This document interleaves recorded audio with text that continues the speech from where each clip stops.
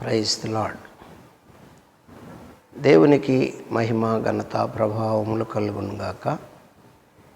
ప్రేమైనటువంటి జీవము కలిగిన దేవుని కుటుంబమా, దైవ సమాజమా, దేవుడు మనల్ని ప్రేమించి మరొక నూతన దినము శనివారం దినాన్ని ఇచ్చాడు. అందుని బట్టి దేవాతి దేవునికి హృదయపూర్వక కృతజ్ఞతాస్తుతులు చెల్లిద్దాం.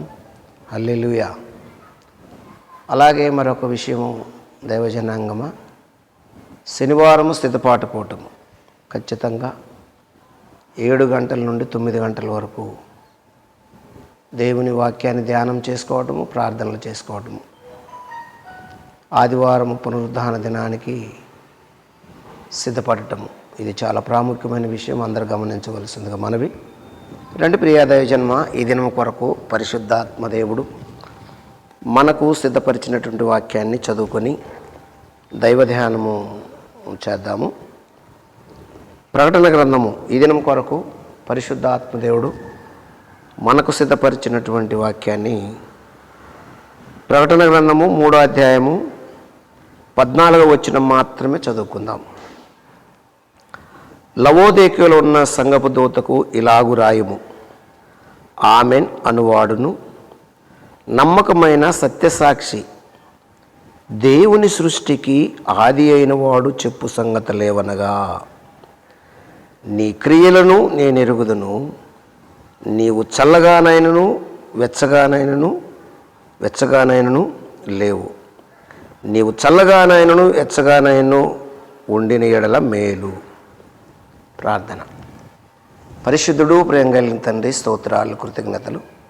చదవబడిన వాక్యాన్ని ఇరిచి ముక్కలు ముక్కలుగా మాకు వడ్డించి మాతో మాట్లాడి మహిమ పొందమని, నీ దయగలిగిన హస్తం ఉంచమని, నీ దాసుని మీ శిలువ రక్తంతో మరొకసారి ముద్రించి శిలువ రక్తంతో శుద్ధి చేసి నీ దాసుని స్వరం బోరగా తీసుకొని మాకు మీ స్వరం వినిపించి మహిమ పొందమని చిన్న మన మీ పాసానికి చేర్చుకొని యేసునామములో అడుగుతున్నాను తండ్రి, ఆమేన్.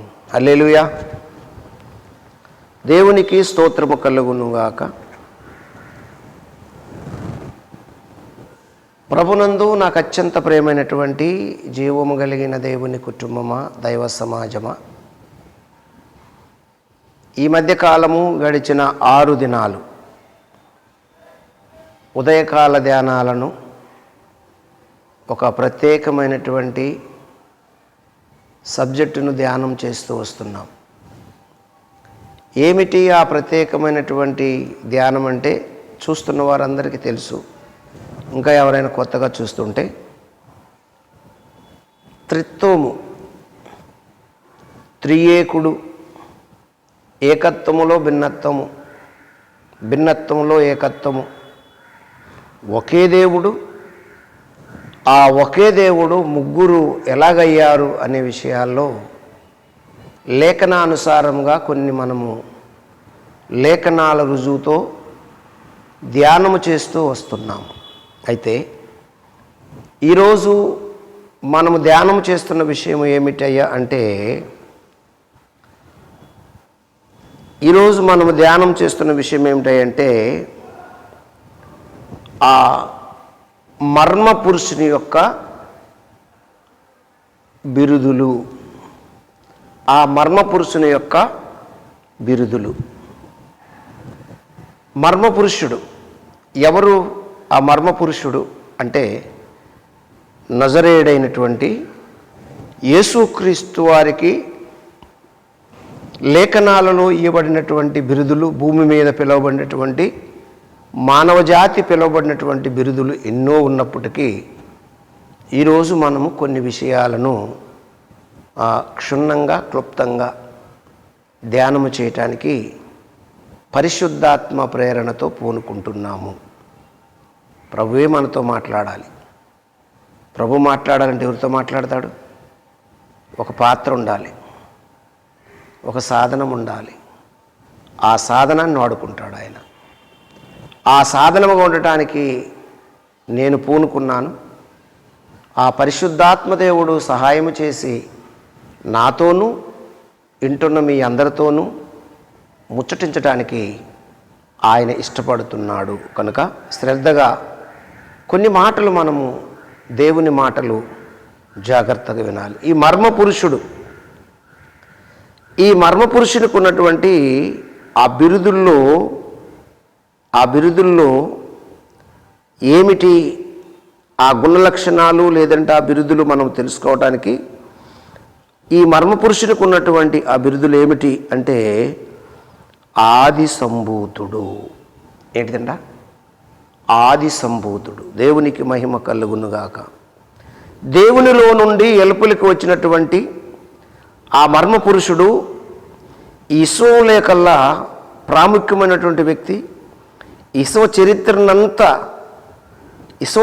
అంతా ఆయన చుట్టే తిప్పుకుంటూ, ఈ ఇస్రాయేలు చరిత్రనంతా ఆయన మలుస్తూ చెక్కుతూ వస్తున్నటువంటి ఈ ఇస్రాయేలు చరిత్రలో ఏకైక వ్యక్తి, ఒకే వ్యక్తి, ఆయన పేరు నజరేయుడైనటువంటి యేసుక్రీస్తు ప్రభువారు. ఆది అయినటువంటి దేవుడు, ఆయన గూర్చే మనము స్పష్టంగా క్షుణ్ణంగా తెలుసుకున్నటువంటి ఆ మర్మ పురుషుడైనటువంటి దేవుని గురించి మనం ఏం చేస్తున్నామంటే ధ్యానము చేస్తూ వస్తున్నాం. ఈయన దేవుని జ్ఞాని, లేదంటే దేవుని యొక్క ఆత్మ, దేవుని యొక్క శక్తి, దేవుని యొక్క మహిమ, ఆయన గుణలక్షణములను మనము తెలుసుకోవటానికి ఆయన బిరుదులు మనకు ఖచ్చితంగా ఒక్కొక్కటిగా లేఖనాలలో ఆయనకి ఇవ్వబడినటువంటి బిరుదులు ఉపకరిస్తున్నాయి. ఆయనే ఆది సంభూతుడు. ఆయన ఆది సంభూతుడు. ఆది సంభూతుడు అంటే అర్థమేమిటి? ఆది సంభూతుడు అంటే సంభవము అనే మాట నుండి సంభూతుడు అనే పదము వచ్చింది. సంభూతుడు అంటే సంభవించినవాడు అని అర్థము. ఆది సంభూతుడు అంటే మొట్టమొదట పుట్టినవాడు అని అర్థము. ఆది సంభూతుడు అనే బిరుదు క్రీస్తుకు లేఖనాలలో ఇచ్చినటువంటి ఆ బిరుదును మనము జాగ్రత్తగా ఆలోచించి ఆ ఆది సంభూతుణ్ణి మనము స్వతంత్రించుకోవాలని లేఖనమే మనకు నేర్పిస్తున్న సత్యము. ఈ మొదట పుట్టినవాడు ఆది సంభూతుడు అయి ఉన్నాడు. ఆ ఆది సంభూతుడు బిరుదులే ఈ మనకు కనపడుతున్నటువంటి క్రీస్తుకు లేఖనాలలో ఇవ్వబడినటువంటి బిరుదులు. ఏమండి?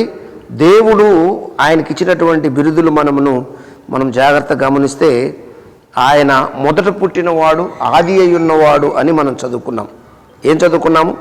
మూలవాక్యాలు ఏం చదువుకున్నామో చూస్తే అక్కడ మనకు కనపడుతుంది. ప్రియా దైవ జన్మ 3వ అధ్యాయం ప్రకటన గ్రంథము 14వ వచనంలో దేవుని సృష్టికి ఆది అయిన వాడు చెప్పు సంగతులేవనగా. ఏంటంట?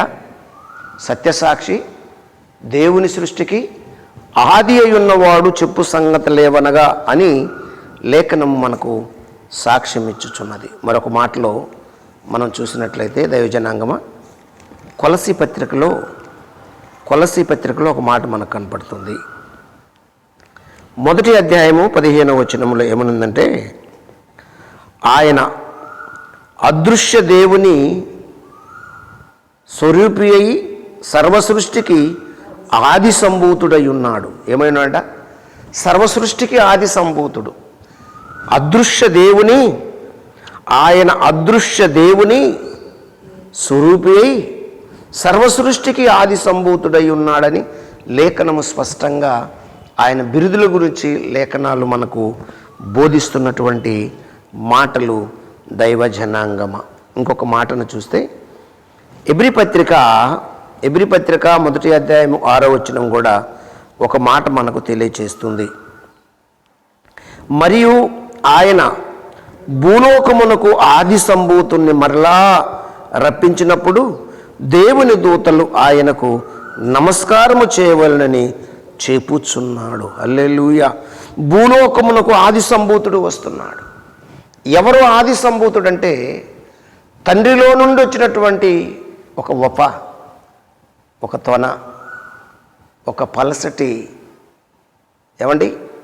శరీరం ధరించుకొని వచ్చినటువంటి ముగ్గురు వ్యక్తుల్లో ఒక వ్యక్తి, ఆయన పేరు నజరేయుడైన యేసుక్రీస్తు ప్రభువారని మనం మర్చిపోకూడదు. అయితే కొన్ని అభ్యంతరాలు మనకు ఇక్కడ వస్తూ ఉంటాయి దైవజనాంగమ.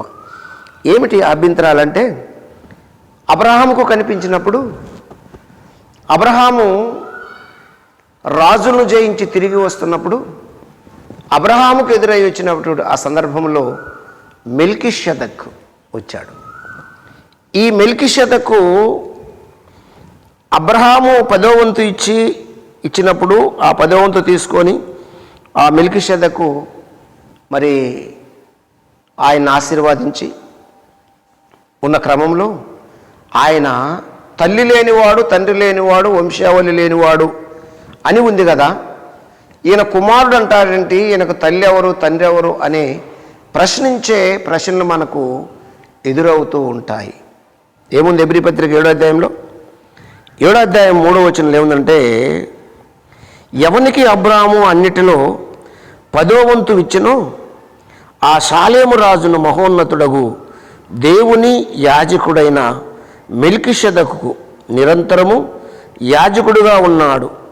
అతని పేరుకు మొదట నీతికి రాజనియు, తర్వాత సమాధానపు రాజనియు అర్థమిచ్చినట్లు షాలేము రాజనియు అర్థము. అతడు తండ్రి లేనివాడును, తల్లి లేనివాడును, వంశావళి లేనివాడును, జీవితకాలమునకు ఆది అయినను జీవమునకును అంతమైనను లేనివాడయుండి దేవుని కుమారుని పోలియున్నాడు. దేవునికి స్తోత్రము కలుగునుగాక. వంశావళి లేదు, ఆది లేదు, అంతము లేదు. అయితే తల్లి తండ్రి లేడు కానీ ఈయన ఆ తండ్రిలో పూర్వము నుంచి నివసిస్తున్నటువంటి, ఆది నుండి నివసిస్తున్నటువంటి, వంశావళి లేనప్పటి నుంచి నివసిస్తున్నటువంటి యేసుక్రీస్తు ఏమై ఉన్నాడంటే తండ్రిలో ఒక భాగమై ఉన్నాడు. దేవునికి మహిమ కలుగునుగాక. పరమ తండ్రిలో ఒక భాగమై ఉన్నటువంటి ఒక వప అని చెప్పుకున్నాము, ఒక భాగమని చెప్పుకున్నాము. ఆయన ఆదిలో ఉన్నాడు. ఆదిలో ఈయనను కన్నాడు. ఎలా కన్నాడు? నాదబ్రహ్మము, శబ్దము, ఆయన నోటిలో నుంచి వచ్చినటువంటి ఒక గొప్ప శబ్దము, నాదమాయను, నాదబ్రహ్మ అయ్యాడు, శబ్దబ్రహ్మ అన్నాడు, హోం కారమన్నాడు. ఆయన పలకగా, నోరు తెరవగా నోట్లో నుంచి వచ్చినటువంటి ఒక వప, ఆయనే కుమారుడు, ఆయనే శబ్దబ్రహ్మం, ఆయనే నాదబ్రహ్మం, ఆయనే యేసుక్రీస్తు ప్రభువారు. ఆయన ఎక్కడున్నాడు అంటే మనము చూడండి దైవజనాంగమ, సామెతల గ్రంథంలో జ్ఞాని అయి ఉన్నటువంటి దేవుడు అని రాయబడినది. సామెతల గ్రంథము 8వ అధ్యాయంలో 1వ వచనంలో ఏమి కనపడుతుందో చూడండి. 1వ వచనంలో ఏం కనపడుతుందంటే, జ్ఞానము ఘోషించుచున్నది, వివేచన తన స్వరము వినిపించుచున్నది, తోప్రక్కన రాజవీధుల మగలలోను నడిమార్గములలోను అది వినిపించుచున్నది, నిలుచుచున్నది. గుమ్మముల యొద్దను, పురద్వారముల యొద్దను, పట్టణపు గౌనుల యొద్దను నిలబడి అది ఇలాగు గట్టిగా ప్రకటన చేయుచున్నది. మానవులారా, మీకే నేను ప్రకటించుచున్నాను, నరులకు మీకే నా కంఠస్వరము వినిపించుచున్నాను. జ్ఞానము లేని వారులారా, జ్ఞానమెట్టిదని తెలుసుకొనుడి. జ్ఞానము, ఎవరి జ్ఞానము అంటే సాక్షాత్తు యేసుక్రీస్తు ప్రభువారు.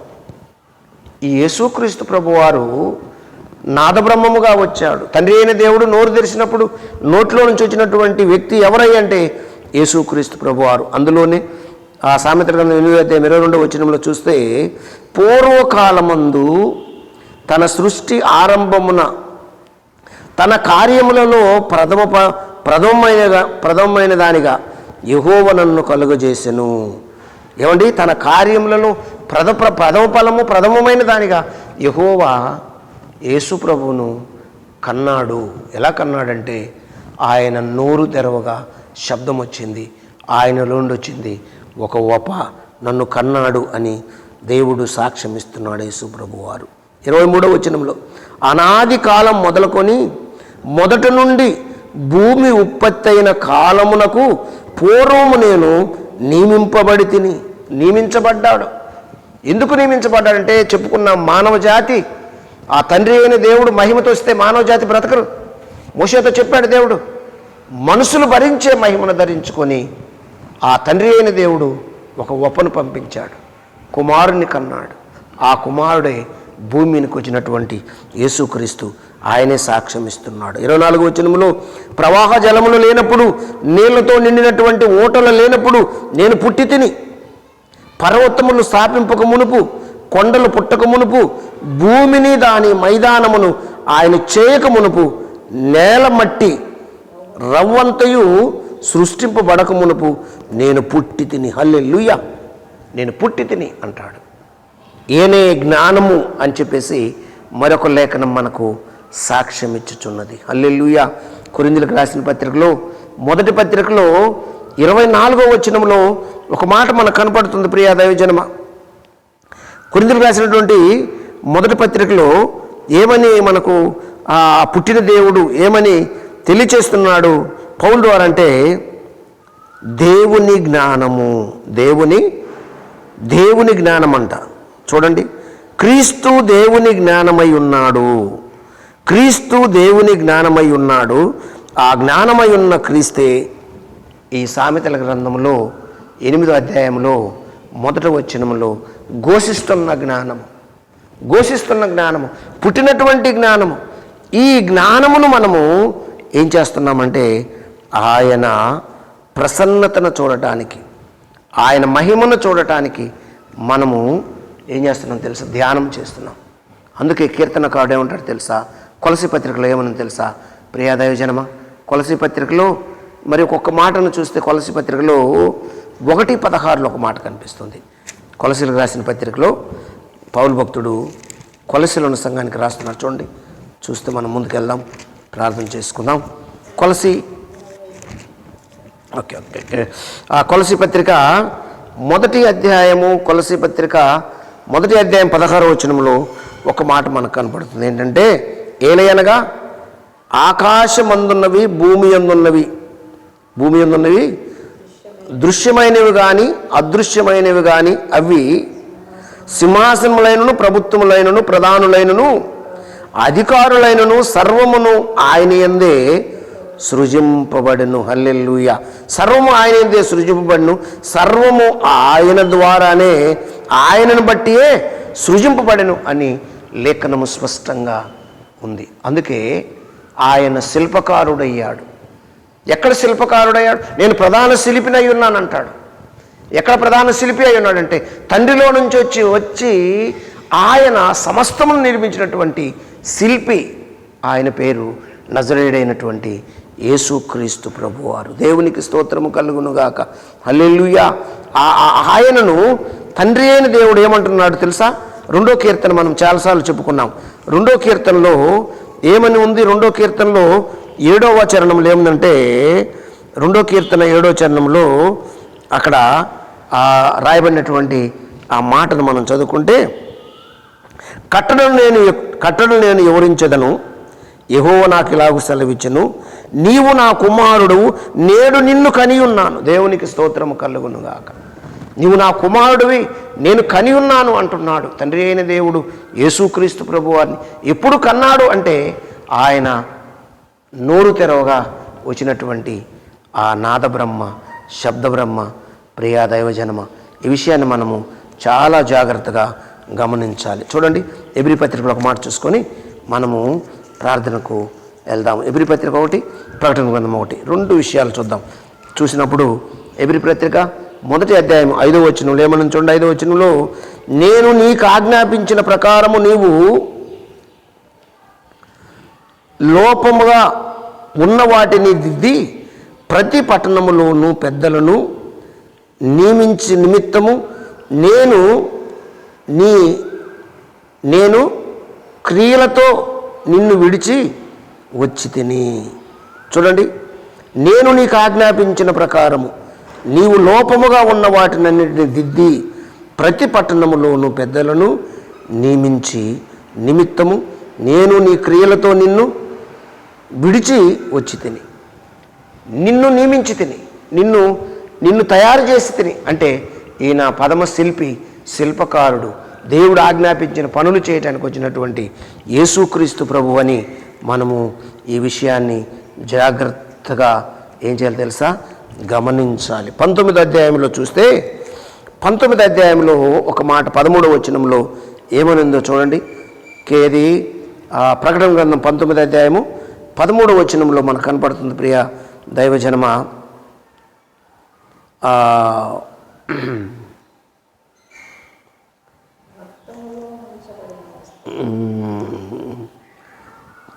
ఆ పైనుండి మనం చదువుకుంటే అదియు కాకనే మరియు ఎవనికినీ తెలియదు, రక్తములో ముంచబడిన వస్త్రములను ఆయన ధరించుకొని ఉండెను, మరియు దేవుని వాక్యమును నామము ఆయనకు పెట్టబడి ఉన్నది. దేవుని వాక్యమును నామము ఆయనకు పెట్టబడి ఉన్నది. ఎవరికి అంటే యేసుక్రీస్తు ప్రభు వారికి. ఆది యందు వాక్యము, ఆ వాక్యము దేవుని యొద్ద ఉంది, ఆ వాక్యము దేవుడై ఉన్నాడు, ఆయన నాదబ్రహ్మమయ్యాడు, శబ్దమై వచ్చాడు అని ఆయనకు ఆ నామము పెట్టబడినది అని లేఖనము సాక్ష్యం ఇచ్చుచున్నది. కనుక మూలవాక్యం చదువుకొని మనం ప్రార్థన చేసుకుందాం. తప్పక వినండి, ఇంకా ఈ సబ్జెక్టు ముందుకెళ్తుంది. ఏమండి, డౌట్ ఉన్నప్పుడు బ్యాక్కి వెళ్ళి కూడా వినండి. అన్నీ ఈ తండ్రి కుమార పరిశుద్ధాత్మనామ ఒక రోజులో చెప్పే విషయాలు కాదు, సబ్జెక్టులు కాదు. కనుక ప్రతిరోజు కొన్ని నిమిషాలు మనం ధ్యానం చేస్తూ వస్తున్నాము. తప్పక వినండి. మూలవాక్యం చదువుకొని ప్రార్థన చేసుకుందాము. లవోదికలో ఉన్న సంఘపు దూతకు ఇలాగు రాయము, ఆమెన్ అనువాడును నమ్మకమైన సత్యసాక్షియు దేవుని సృష్టికి ఆది అయిన వాడు చెప్పు సంగతులేవనగా. దేవుని సృష్టికి ఆది అంతము అయినటువంటి దేవుడు, ఆయన పేరు నజరేయుడైన యేసు ప్రభు. రండి ప్రియాదయ జన్మ ప్రార్థన చేసుకున్నాం. పరిశుద్ధుడు ప్రేమ కలిగిన తండ్రి, స్తోత్రాలయ. ఇతబడిన వాక్యాన్ని ప్రభు అందరికి అర్థమయ్యేలాగా అయ్యా ఫలింపచేయండి, వ్యర్థమైపోకుండా కాపాడండి. బిడ్డలందరినీ దీవించండి, దినదీవిన దినరక్షణ దయచేయండి. మీ ఆత్మతో నింపండి, అభిషేకించండి. నీ పిల్లలకు చక్కటి ఆలోచన ఇచ్చి నడిపించమని మనం మీ పాస్తానికి చేర్చుకొని యేసు నామములో స్తుతించి ప్రార్థించి అడిగి వేడుకుంటున్నాను తండ్రి, ఆమేన్. God bless you. దేవుడు మిమ్మల్ని దీవించి ఆశీర్వదించును గాక. ఆమేన్.